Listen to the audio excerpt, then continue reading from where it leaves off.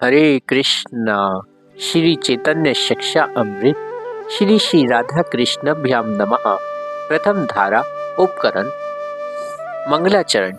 ब्रह्म से उत्पन्न असमूढ़ और परस्पर विविधमान सिद्धांत समूह जिस कृष्ण भक्ति के साम्राज्य से को प्राप्त होते हैं, उन भक्ति दाता श्री कृष्ण चैतन्य महाप्रभु को प्रणाम कर श्री चैतन्य शिक्षामृत नामक ग्रंथ प्रणयन आरंभ कर रहा हूँ। 3 प्रकार के पदार्थ। संसार में 3 प्रकार के पदार्थ हैं: ईश्वर, चेतन, जड़। जिन वस्तुओं में इच्छा शक्ति नहीं वे जड़ हैं। मिट्टी, पत्थर, जल, अग्नि, वायु, आकाश, ग्रह, वन, धान्य, वस्त्र, शरीर आदि इच्छा रहित वस्तुएं जड़ पदार्थ हैं।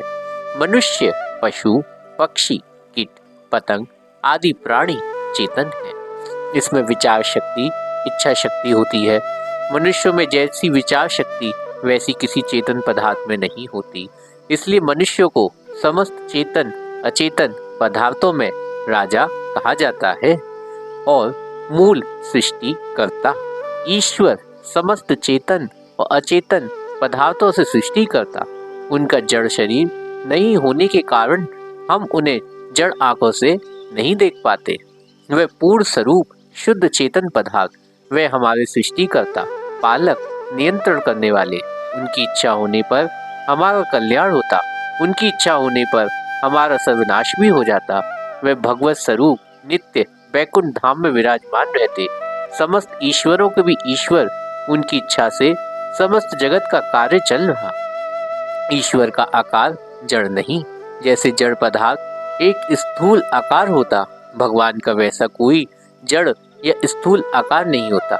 इसलिए हम जड़ इंद्रियों के द्वारा उन्हें देख नहीं पाते और केवल मात्र इसी कारण वेदों में उन्हें निरंकार कहा गया। भगवान का चिन्मय स्वरूप, प्रत्येक पदार्थ का अपना अपना एक स्वरूप होता है। अतएव ईश्वर का भी एक स्वरूप, वह जड़ वस्तु मात्र स्वरूप जड़मय है। चेतन पदार्थ का स्वरूप चिन्मय है। हम चेतन पदार्थ, परंतु हम जड़ शरीर द्वारा आवृत है।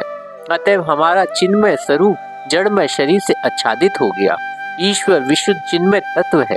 अतएव चिन्मय स्वरूप को छोड़कर हम उनका दूसरा स्वरूप नहीं, वह चिन्मय स्वरूप ही उनका आकार, उस आकार का हमें केवल अपने शुद्ध चिन्मय नेत्रों से अर्थात भक्तिपूर्ण नेत्रों से देख सकते हैं।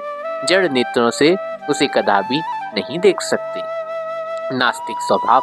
कुछ भाग्यहीन व्यक्ति ईश्वर में विश्वास नहीं करते। इसका कारण यह है कि उनकी ज्ञानमयी आंखें अभी बंद है।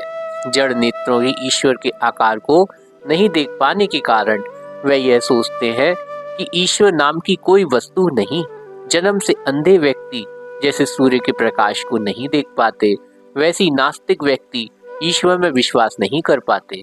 स्वभावतः सभी मनुष्य ईश्वर में विश्वास करते। केवल जो लोग बाल्यकाल कुसंग में पढ़कर कुतर्क की शिक्षा कर पाते, वे क्रमश कुसंग कारणवश ईश्वर का अस्तित्व नहीं मानते। इसमें उनकी अपनी हानि के अतिरिक्त ईश्वर की क्या हानि हो सकती है। बैकुंठ धाम भक्ति द्वारा प्राप्य।